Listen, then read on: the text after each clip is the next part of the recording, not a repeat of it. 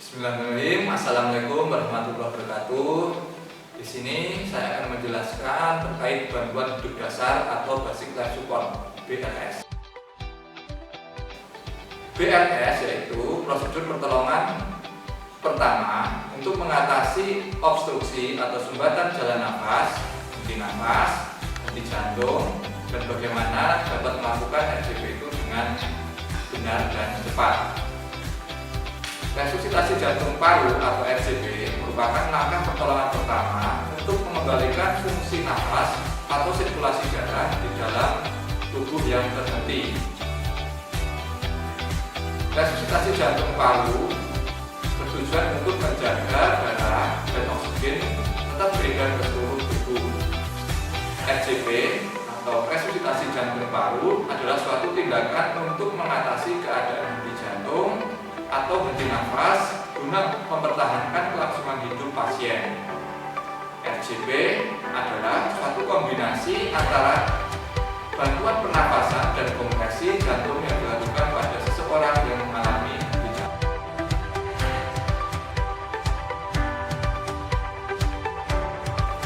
Dalam penata laksanaan RCP, kita mengenal 3 organ penting atau 3 organ vital. Untuk yang pertama adalah organ otak. Organ otak merupakan pengatur sistem tubuh manusia. Nutrisi utama dari otak adalah oksigen dan glukosa. Oksigen didapatkan dari peredaran darah. Peredaran darah melalui proses sirkulasi, yaitu proses jantung memompa darah. Jika jantung itu berhenti, berarti otak tidak akan terasupi nutrisi oksigen. Jadi salah satu tindakan untuk mempertahankan agar otak tetap terasupi oksigen atau nutrisi, salah satunya adalah dengan tindakan RCP. Kemudian organ vital yang ketiga adalah paru-paru. Paru-paru merupakan organ pernafasan. Jantung mendapatkan darah bersih itu berasal dari paru-paru. Kemudian darah bersih dari paru-paru disalurkan dari jantung atau dipompakan dari jantung ke otak dan juga ke seluruh tubuh.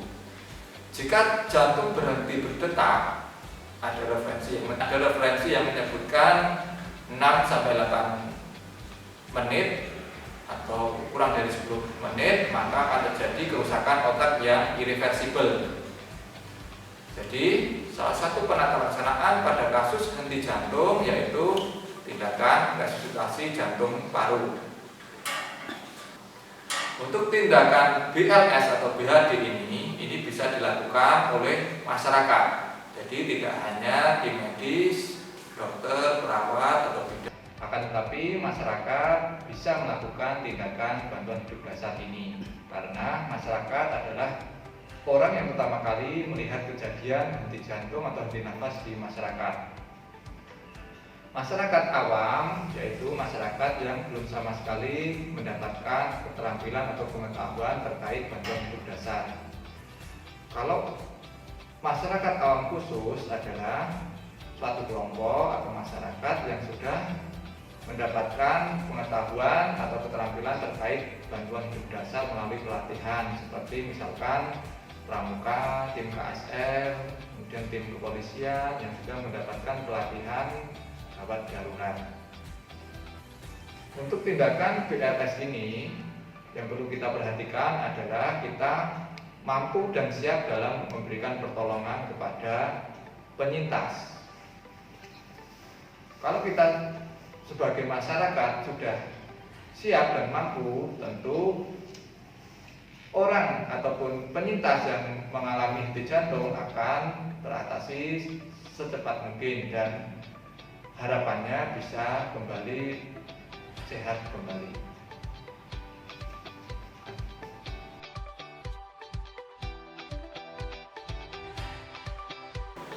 Langkah-langkah dalam pemberian bantuan hidup dasar kita mengenal adanya istilah DLSCAB.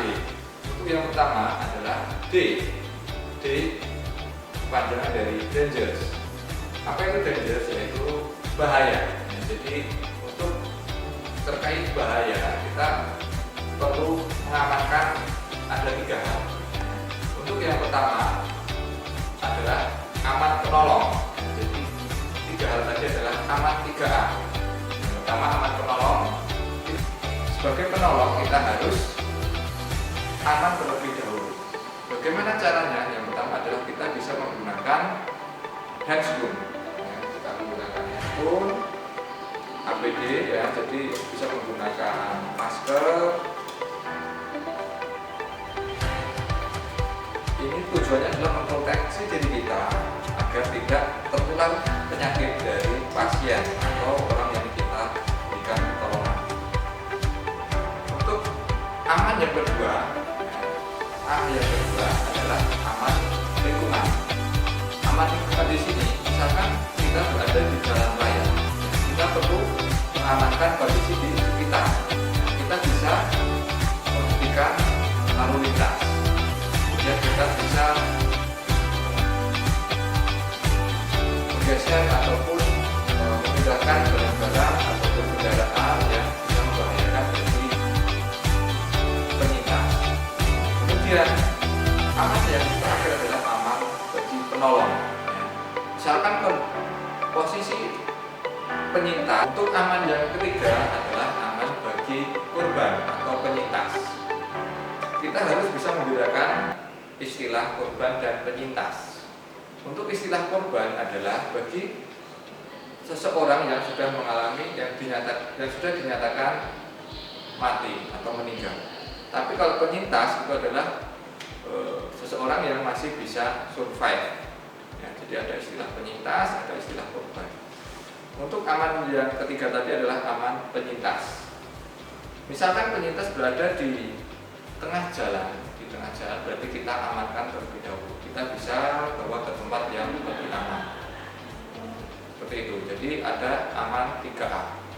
Aman penolong, aman lingkungan, dan aman penyintas. Untuk langkah selanjutnya adalah R.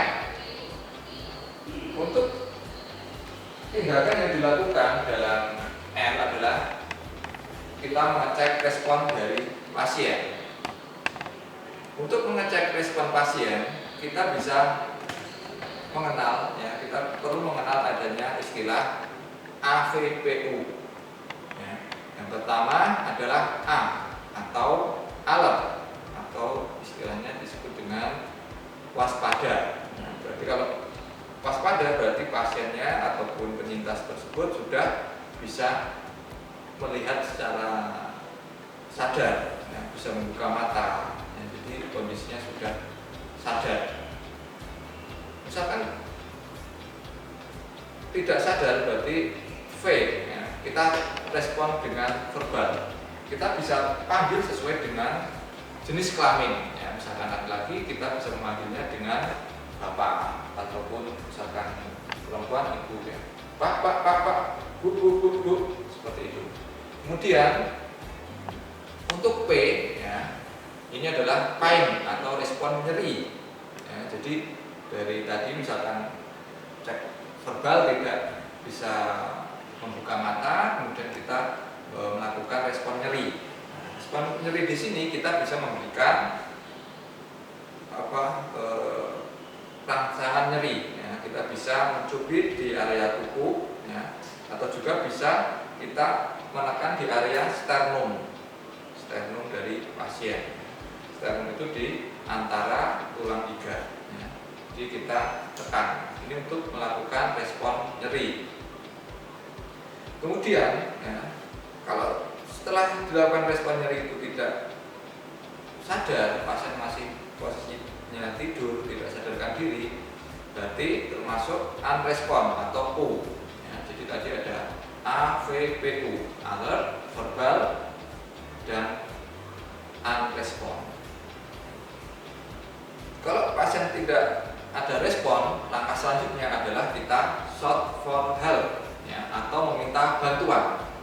Misalkan posisi kita berada di jalan raya, kita bisa meminta bantuan di 119. Ya. Sekarang ini di setiap kabupaten ataupun kota sudah memiliki, ya, dan disarankan untuk memiliki AGD 119. 119 ya, nanti adalah fasilitas terintegrasi. Kita tinggal melakukan ini, telepon pencet 119, ataupun kita bisa meminta bantuan di orang di sekitar kita, ya, orang di sekitar kita. Misalkan ada bapak-bapak ya di sekitar kita, kita bisa minta bantuan, Bapak tolong panggilkan ambulans 119. Kemudian kita bisa melanjutkan langkah selanjutnya. Kemudian pada saat kita telepon atau melaporkan kejadian, apa saja yang perlu dilaporkan? Yang pertama tentu kondisinya seperti apa, ya. Kondisi tidak sadar, ya. Kemudian jumlah pasiennya ada berapa, kemudian lokasinya di mana, itu juga harus disampaikan, ya. Tentu lokasinya yang tepat, ya. Tentu yang tidak membingungkan bagi yang menerima telepon tadi. Kemudian yang perlu dilaporkan itu terkait bantuan apa yang sudah kita berikan, ya. Seperti itu ya. Jadi untuk short for help kita bisa minta bantuan dan juga kita bisa menyuruh orang di sekitar untuk mengambilkan AED atau Automatic External Defibrillation. Nanti akan kita jelaskan. Kemudian setelah kita melaporkan ke 119 ya, ataupun rumah sakit terdekat, ambulans rumah sakit terdekat, kita bisa melakukan langkah selanjutnya, yaitu dengan cek nadi. Ya. Cek nadi itu kurang dari 10 detik. Ya. Posisi nadi, ya. Nadi pada orang dewasa kita ngeceknya itu berada di nadi karotis. Nadi karotis itu kita bisa kita jakun ya, kalau laki-laki geser kurang lebih 2 jari ke kanan atau ke kiri. Kita lakukan selama kurang dari 10 detik.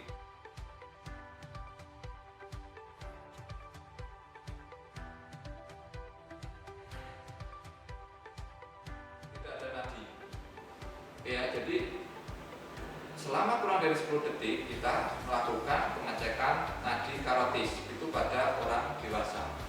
Untuk pengecekan nadi pada bayi kita bisa ngecek di area nadi brachialis. Nadi brachialis itu berada di lengan atas, di sekitar siku, balik siku.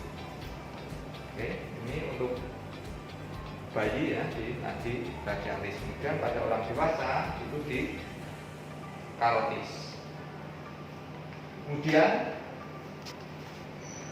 kalau tidak ada nadi, ya, hasilnya menunjukkan tidak ada nadi, berarti kita melakukan tindakan resusitasi jantung. Untuk langkah selanjutnya adalah kita melakukan pijat jantung atau resusitasi jantung paru. Untuk posisi penolong berada di samping, bisa di samping kiri atau di samping kanan pasien. Yang perlu diperhatikan adalah posisi kita itu harus tegak lurus dengan pasien 90 derajat. Misalkan posisi pasien di bed, berarti kita bisa menyesuaikan posisi pasien. Kita bisa naik kursi ya, atau naik di bed pasien. Kemudian untuk kedalamannya adalah pada pasien dewasa itu adalah 5-6 cm. Kemudian pada anak itu 5 cm, kemudian pada bayi adalah 4 cm. Kita lakukan selama 5 siklus. Ya. Untuk satu siklus adalah 30 kompresi dengan kecepatan 100 sampai 120 kali per menit. 1, 2, 3, 4, 5, 6, 7, 8, 9, 10, 1, 2, 3, 4, 5, 6, 7, 8, 9, 10, 1, 2, 3, 4, 5, 6, 7, 8, 9, 10. Kemudian kita buka jalan nafas pasien. Kemudian kita berikan bantuan nafas, 2 ventilasi. Untuk pemberian bantuan nafas kita bisa menggunakan pocket masker ya, ataupun face shield disposable. Nanti disposable, jadi nanti selesai kita gunakan kita bisa membuangnya. Kemudian ini pocket masker ya, kita bisa memasangkan di area hidung ya. Jadi yang lancip ini berada di bagian hidung ya. Kemudian kita memberikan bantuan.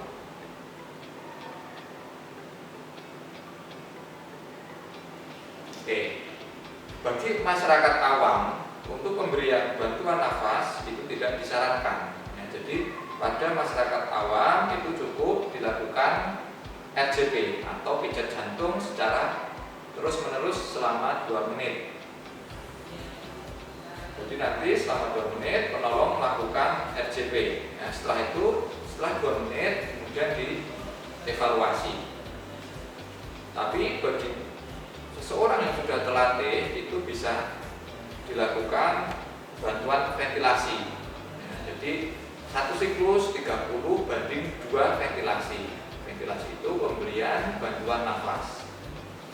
Kemudian kalau 2 menit itu kurang lebih 5 siklus ya, jadi nanti kita ulang selama 5 siklus. Kemudian setelah 2 menit kita lakukan cek nadi atau evaluasi nadi. Setelah 2 menit kita lakukan evaluasi nadi. 1, 2, 3, 4, 5, 6, 7, 8, 9, 10. Tidak ada nadi. Misalkan tidak ada nadi, kita bisa melanjutkan untuk kompresi kembali ya. Kompresi 5 siklus ya, seperti di awal tadi. Kemudian setelah 2 menit kita cek kembali nadi karotis pasien. 1, 2, 3, 4, 5, 6, 7, 8, 9, 10. Sudah ada nadi. Nah, kalau sudah ada nadi, kita bisa melanjutkan untuk pemeriksaan selanjutnya, yaitu airway.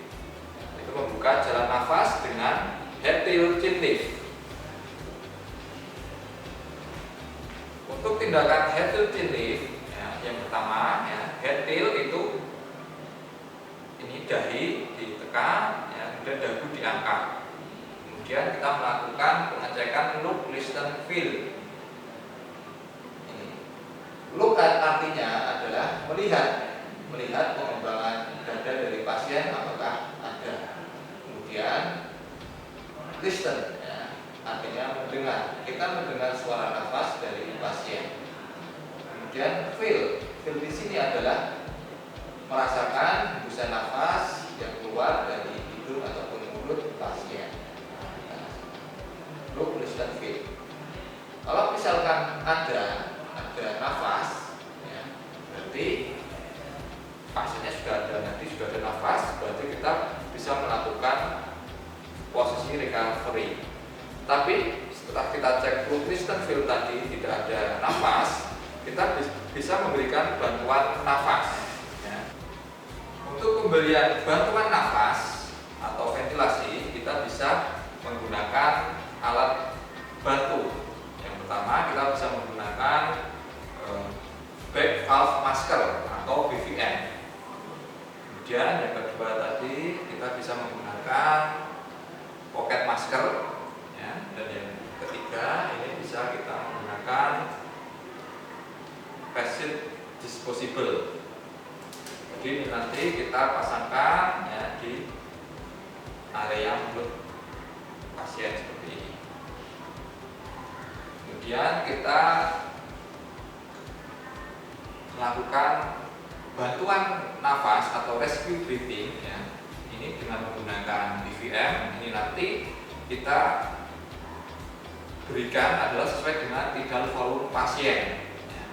Untuk tidal volume ya pada pasien dewasa rata-rata kurang lebih 500 cc, atau sesuai dengan rumus tidal volume itu 6 sampai 8 cc kali kilogram berat badan. Ya, misalkan untuk berat badannya 50 ya, 50 kali 8 ya, itu 50 kali 8 400 ya, kurang lebih 400 cc ya. Atau paling tidak sepertiganya ya, sepertiga dari BVM itu.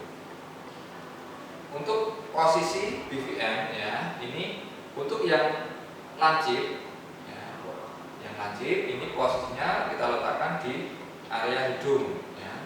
Kemudian posisi penolong berada di atas, kemudian tangan kita yang kiri ya, ini bentuknya adalah C ya, C E. Nah, ini 3 jari E.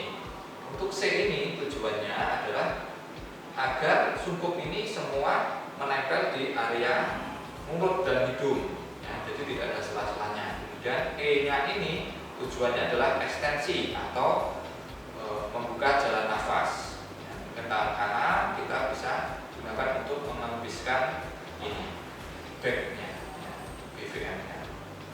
Untuk kecepatannya pemberian bantuan nafas atau rescue breathing itu adalah 10 sampai 12 kali per menit ya, jadi nanti kita lakukan selama 2 menit. Berarti kalau 2 menit itu adalah 20 kali ya, 20 kali sampai 24 kali. Oke, kita lakukan ya. 1 2 3 4 5 6. 1 2 3 4 5 6. 1 2 3 4 5 6. 1 2 3 4 5 6. Jadi saat kita hitung sampai 6 tadi itu adalah sesuai dengan detik ya, jadi jangan terlalu cepat ya, jangan terlalu lambat, jadi kita sesuaikan dengan waktu detik gitu ya, seperti itu. Kemudian setelah kita lakukan rescue breathing selama 2 menit, langkah selanjutnya adalah kita melakukan evaluasi nadi dan evaluasi nafas. Meskipun di awal tadi sudah kita lakukan cek nadi ya, setelah 2 menit tetap kita cek kembali atau evaluasi kembali untuk nadinya. Kita evaluasi nadi, ada nadi ya, kita cek nafas, ada nafas. Oke, jadi sudah ada nadi, sudah ada nafas.